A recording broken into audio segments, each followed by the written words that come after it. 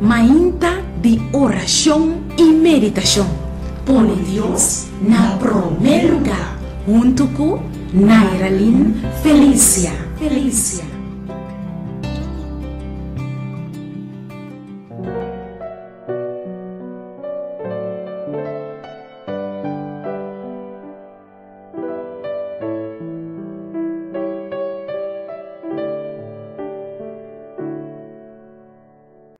Título para nos devoción de ahorita, escucha redo.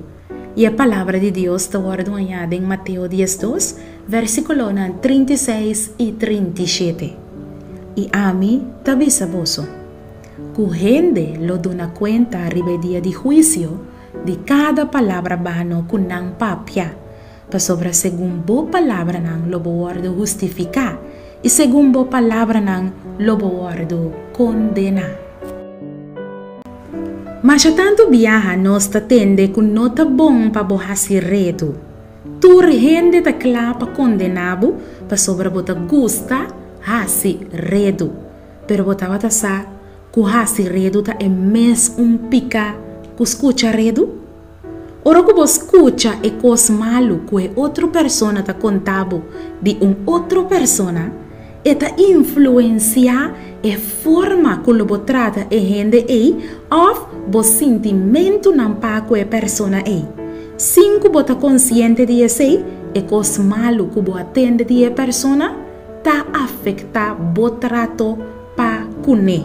Pai motivo aqui, nunca nos mester condena gente basare lo que ku outro nan a conta nos DJ. Ni mais que gente que bem contado e redo tá bom amigo de confiança de bo, nunca vou mester condenar gente basare lo que o outro não tá bem contado, para sobra sempre tem mais coisas de história. Nunca gente lo contado e redo completo. Pensei, tenha cuidado, para sobra tá mais fácil botar danha gente sua reputação. E a Bíblia te avisa nos que aceita picar e lo não queda sem condenação.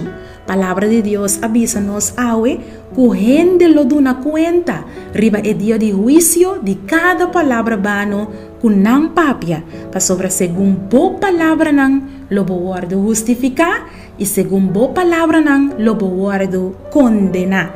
Pede Deus awe para ajudar-vos, para vos stop de hasi redo e para ajudar-vos também para escolher para não escuchar redo. Laga-nos reza. Tata de amor, hacimento de redo e escuchamento de redo é algo hope sério. Dona-nos força de vontade awe para ora com gente bem conta-nos redo para nos por bisele sorry, pero me não que tende. Aunque que nos oreta kishiki para nos por escucha e cos malo, ajuda-nos para nos por para arriba boa palavra para nos não guardo condenar. Danke, Senhor Jesus, em nome de Jesus. Amém.